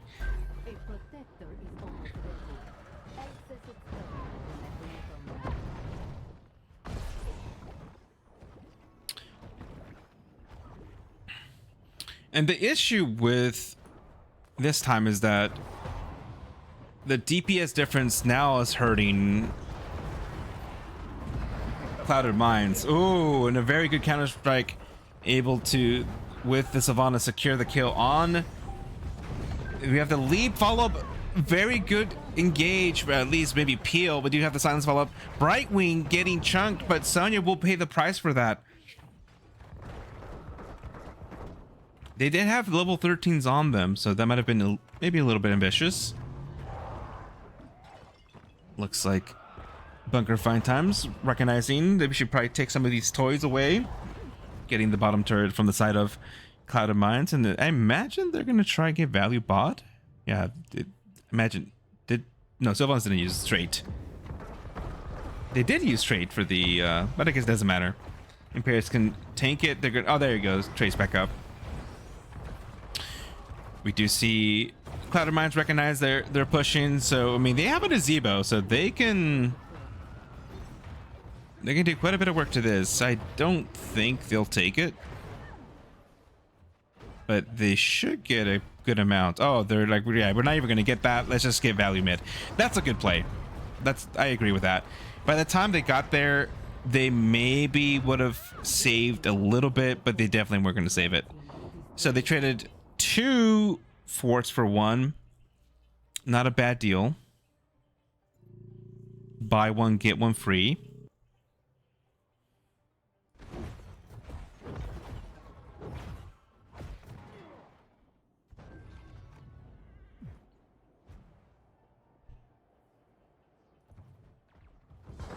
Although now with giving up the top objective is a little bit less safe to take. Here we go. Now we see Bunker Fun Time getting their 3rd. They're going to have 2 turrets and 1 hero, though. That's going to be quite a bit of different. We do see Johanna trying to scope out. They do see they're there, but... And level 16s are right about to be online for Bunker Fun Time. So I think if you're Clouded Minds, you have to concede this. You're going to have a level 16 disadvantage. They have 3 items. And it looks like they recognize they're probably going to do that. Sylvanas tries to step up to turn off the fort. That's a shield. Final Strike and Leap go out. I think Sukov's turn. Oh, the Ice Wall. Able to provide some space, at least for the time being. Silence does come out. But Kira goes down. Sylvanas with about 80 health, able to get away from the time being. The turrets are dropped. I think, oh. Drop the heal. Elric. Oh, that was close. I was gonna say the heal probably should have been dropped earlier. I guess it's fine. Both turrets were used. I think probably they were getting pretty low, and I imagine they thought they were probably going to go down. But we do have Johan on there by themselves. And they probably saw them rotate, I think. Yeah, and Johan's just going to have to get this up. But they're able to close the gap a little bit. I think they should be able to get level 16s. Yeah, they're going to get level 16s and be able to contest. However, I think they're not going to be able to get there in time to save that top forward. So that, for the most part, evens out. We do see level 16s. So Ivana's getting Will the Forsaken's very huge, obviously. I think I mentioned this before in another cast. Especially with the Festering Wounds and Windrunner very much enables. We do see Sonya being silenced. Polly does go down. Doesn't use the turret, or does it? We do have Stukov getting focus, does go down. Now at 2 for none. Johanna's also silenced, but does have trait up. But I think, oh, Nazebo's using Ravenous Spirit, and will secure the kill on the Imperius, and Sylvanas also gets the Johanna, but looked like they were in a little bit of trouble, able to get back to the safety of the team. We have now the Alarak steps up, but unfortunately Nazebo drops a very good zombie wall and enough damage to scare away oh, that May. That's what I mean, that Nazebo starts hurting. But with 2 members down, Cloud of Minds having to concede that top Blue team has taken control of a protector. Triglav protector. And so now at about 14 minutes, we do see that it can do quite a bit of damage now.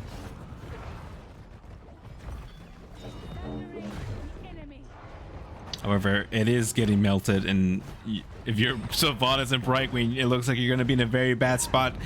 Your team is not here. Very good silence placement by Stukov, predicting where they're going to be coming out of the Triglav protector. Sylvanas does pay the price. Brightwing able to use Blink to get away for the time being. But they are still about a level ahead, and so as of right now, they're going to get to 21st. We'll see how that holds as Clouded Minds try to make a push for mid fort. We do see Final Strike being used. Now, obviously, with about a 40-second cooldown, can pretty much be spammed. Use it as a siege tool. May trying to just scope out, see that they're doing the support camp, and backs off. They do recognize that and right away go bottom to try to invade their turret camp. And they are going to be able to take it. So I do like that Bunker Funtime has done a really good job of getting as many items as possible. It seemed as Evil didn't go Ice Block, instead going Superstition to gain 40 spell armor. So against a pretty much mostly spell armor damage team, it very much makes sense. Did see that actually Alarak was going lightning build.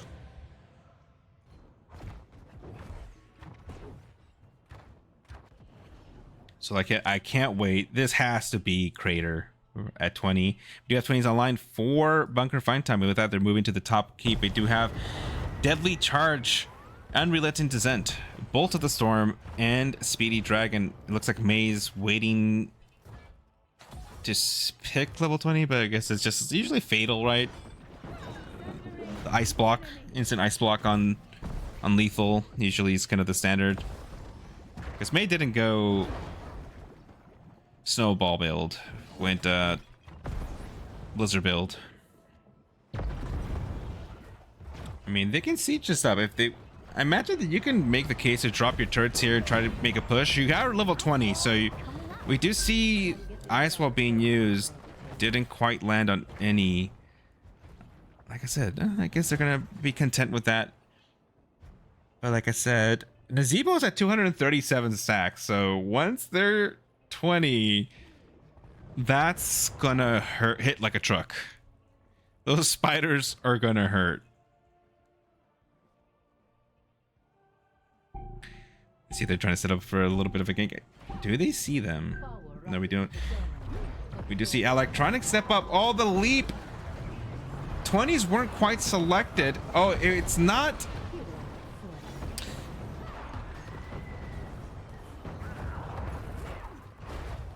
Alaric instantly goes down, and then Brightwing.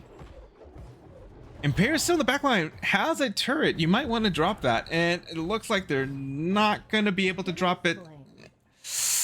And that very much hurts. And it's not it's actually ignore pain, which makes sense. Vile infection, unrelenting or unleashed potential, blinded by the light, and controlled chaos. And so with that, they're gonna try to take top, and with a Nazebo with 252 stacks, they're likely gonna make very quick work. I don't think they can end, or maybe they can. Savannah's having to back, and this is very risky. I mean, and they're going for it. Like, it looks like they did make the call, and I mean, that's going to be okay. Savannah's trying their best to stop it. The Zebo needs to be stopped like right away. Alaric trying to do their best. We do have Sonya coming. It's at 30%, and it's gonna be going down, and game number 3 in the series goes in favor of Clouded Minds. GG.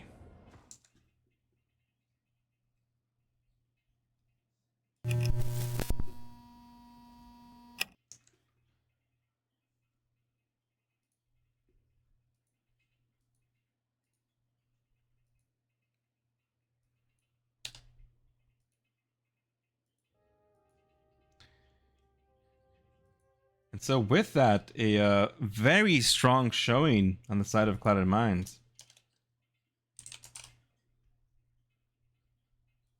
See if I can message for interview.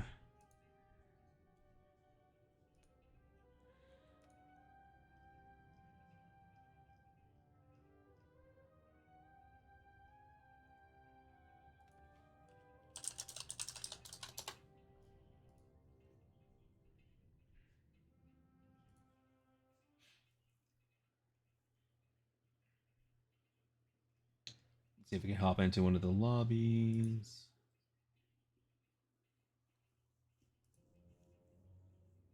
Take a look at real quickly while we get one of them join us. Look at the talents. Oh God. Hi. Hey. I wanted to make it clear that sound was not for me. It was from Ruffian actually coming in and playing a little bit of music. We're joined by sorry, my thing is blocking it's doing that thing where I can't see. It's I know it's Ruffian and Tiger, correct? Tempest. Or Tempest. Okay. I saw a T and it's doing the T ... I don't know why. I thought I turned it off, but it didn't show me their names. Anyways, first of all, congrats on your playoff quarterfinal victory. How's everyone feeling? Thank you. We're feeling amazing. Really pumped up after that 3-0. Yeah, very strong showing. So what was your kind of approach? I was talking about it during the kind of beginning and during the kind of the pauses and such. During obviously B West was a double round robin, and you played each other twice, with both of you kind of switching, like taking turns dominating each other, right? So one match was a domination in favor of Bunker, and then the most recent one was the one you won, right? Correct? Right. That's right. And so how did you go approach it? Obviously, I think when you have a team that dominated you, but you dominated them, you very much understand there's a potential for it to go either way. So kind of thinking about this particular matchup, what were you kind of trying to put in place to kind of make sure that you would be able to succeed and learn from like mistakes you maybe did in previous series? Well, we tried to, really look at why we lost that first time, and we changed things up a little bit, banned different heroes, and just, I think, went into the second round with just a better idea of not only their team, but our team. We're playing for the first time together this season. So as the season has gone on, it's felt like we've gelled more. So I think that helped too. Right. Yeah. Okay, go ahead. Sorry. Oh, I was just gonna say, looking down the barrel of a potential 5-game map series, we just decided, hey, our strategy worked last time with bans and picks. Let's not mess with what works, right? Let's keep playing this until they show us a strategy that beats it. Right. And I think from the previous 2 matches as well, I think there was no real advantage of picking first or map picking. Was that very much the same case as far as what you had kind of decided to do this particular match? Or obviously maybe you had to, oh no, you had first map pick, so you decided to take first pick, right? So obviously Yeah. that's okay. But I noticed that there wasn't like a difference, right? No matter what team picked or won, both of you kind of won either way in the previous 2 matches. Yeah, I mean, we knew since we were the higher seed that we were going to pick first hero pick, so we kind of had a plan going into the first game of, having the first pick. Obviously, you draft differently than when they have the first pick, so we already had kind of an idea of what we wanted to do, because it's obviously about banning certain heroes, but sometimes you want to take some heroes, earlier than maybe you would, just because that they're going to be contested. Yeah, Right. we were a little bit surprised they didn't want to take the first pick away from us after game 1. We thought we'd be alternating back and forth. Yeah, I think that's what happened, right, in the regular season. I can't remember, My memory doesn't go actually. back that far. I mean, because I saw the who won and who played, and it seemed like whoever lost then picked first. Actually, I think you're right. I think in the second time we played them, I believe we might have picked the maps. Yeah. Yeah. Hey, see, I did my homework. I looked up what was going on. So. Nice. But again, it's a 5-game slug. Maybe they just wanted to get their best maps out of the way Yeah. first. Who knows? I'm disappointed that we didn't get to see Sky Temple or Garden. We did get to see Volskaya. I mentioned during the match that Volskaya, Garden, and Sky Temple are the 3 least picked maps. And I said in a 5-game series with 4 of them already banned out, we're going to see 2 of those, especially because they weren't banned out. So unfortunately, we got to see only 1 of them. But moving on real quickly through a couple of the games, we did see that in the first match, and we went to All Track, which actually is also one of the least picked maps. It was picked up by Bunker. You did a very good job of taking away the Hogger, or getting it when you could. And I think that was very much important for kind of helping you turn out that particular map. But something that I think was very good is, again, being able to kind of have that draft where you went Tacitor, right? You went Tacitor and the Nazeebo, I believe. Wait, Yeah, that's right. Yeah. Yeah, Yep. and so how do you feel about using that? Because typically you always hear, as I mentioned during the cast, lowercase, uppercase, don't pick double mage, and so you're very comfortable with that. And so what do you kind of lay out, because that's usually a point of contention is, don't pick 2 mages, but how do you kind of balance being able to Tacitor is very kind of balanced, right? I would say versatile with the auto attack build. And so do you think that was very much a key because of the wave clear, because of the walls? I would say the walls were very big in that particular matchup. Yeah, I mean, and we got the Ariel in the first game with Nazeebo and Tassadar, which was fabulous.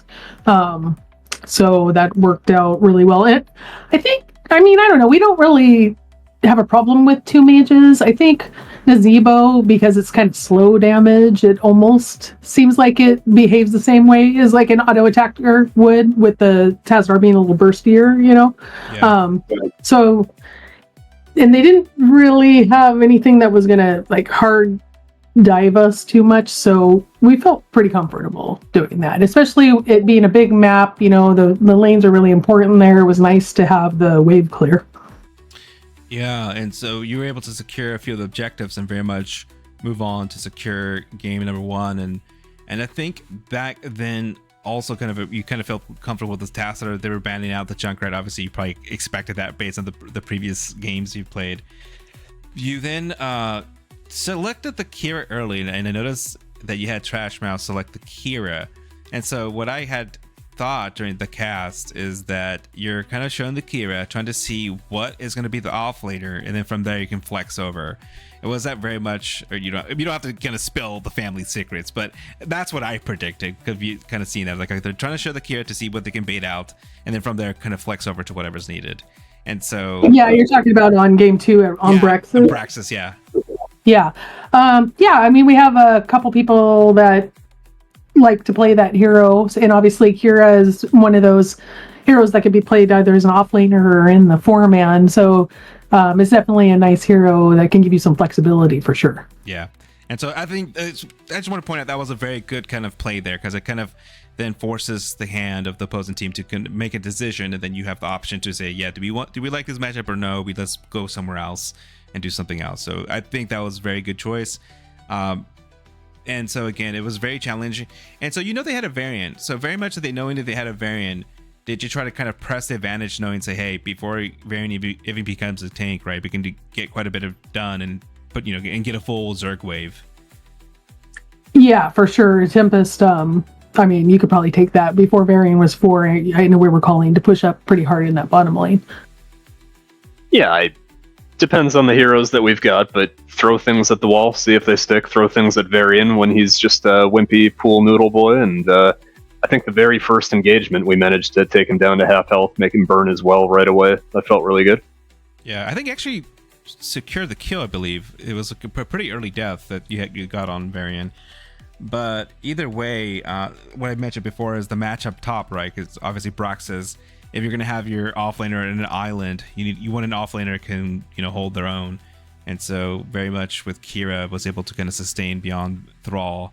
And again, you're able to get full waves and very much just march towards the victory in game number 2. Then with number 3, right, moving on to Volskaya, you then opted to a slightly different lineup, going for then kind of obviously Kira as kind of that pseudo melee, pseudo bruiser role. And so you got the Nazebo, and I thought that Bunker Fight Time did a really good job trying to get advantage early. And so we saw the Alaric come out. Is that something you were expecting potentially? No, that totally caught us by surprise. I didn't even have that on my radar at all. So we were like, whoa. Bingo card. Yeah. So that definitely was a shock, for sure. Yeah. And so, for example, when that comes out, what was kind of your plan? Because, I mean, the Alaric I thought was a pretty good pick, especially having Alaric, then the Brightwing Silence, and then the Sylvana Silence meant that a lot of there's going to be someone who's going to not be able to press their buttons for quite a long time. Mm-hmm. Yeah, I mean, we had to play that game totally differently. We had to play with a lot more patience, and you saw there were a couple times where we got too aggressive, and we had some deaths because we're pressing a little too far forward, right? Yeah. And we learned the hard way. And this is important, right? Because the previous 2 matches were very much almost like you were in control most of the time. However, this game 3, you very much get the roles flipped, right?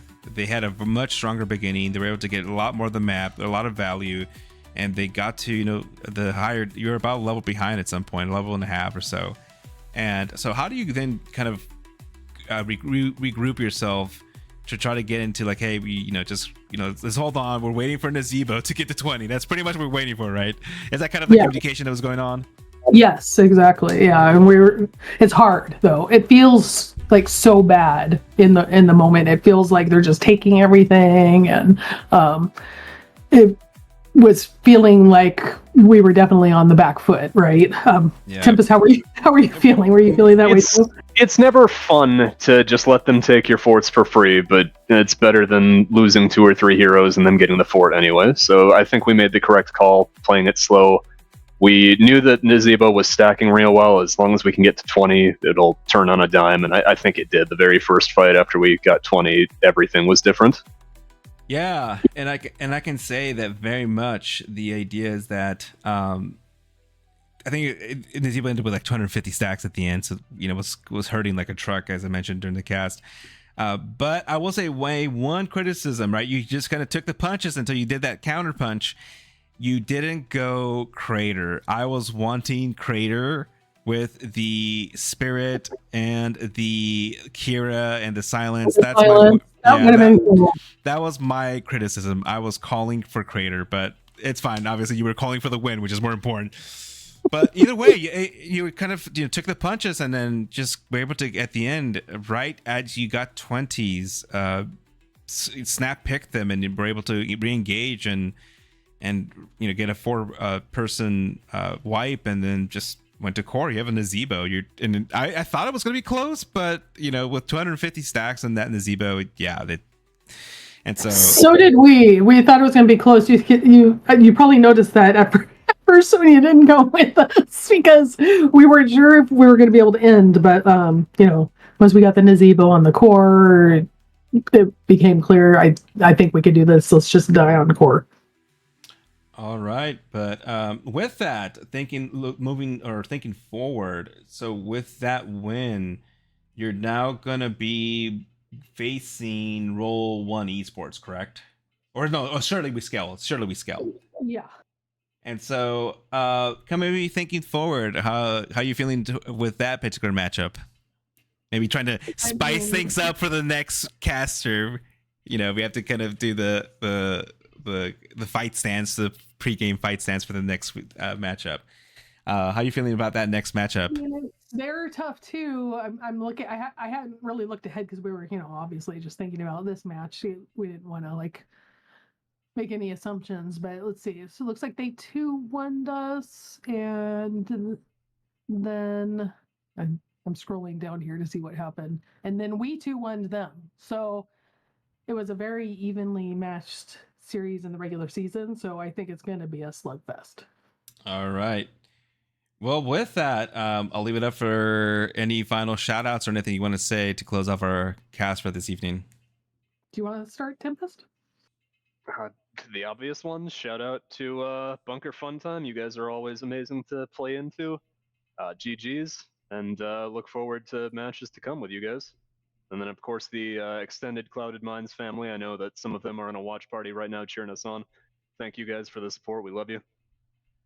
For sure. And I'd also like to thank you, Dark Knight, for taking the time to cast this match. We really appreciate that. Can't wait to watch it back. Yeah, it's always a pleasure. And I also wanted to say GG's to Bunker Fun Time. Great season, you guys, and I'm sure we'll see you next season.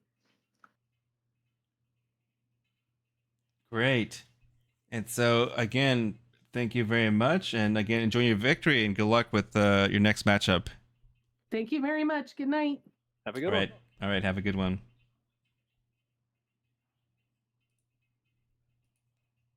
Okay. That, for the most part, wraps up our cast for this evening. Again, in this playoff quarterfinal in Division B West between Clouded Minds and Bunker Fun Time. Clouded Minds winning 3-0. Now moving on to the next round, facing Surely We Scale. And so, again, looking forward for that particular matchup. I want to thank you all for joining us this evening. This was Dark Knight. Thank you very much for joining me. I'll see you around next time. And it's likely going to be my last cast probably for this particular season. Now we move forward. We're going to be having kind of specific casts on the NGS. So likely maybe my last one of this particular season. So again, thank you for joining me.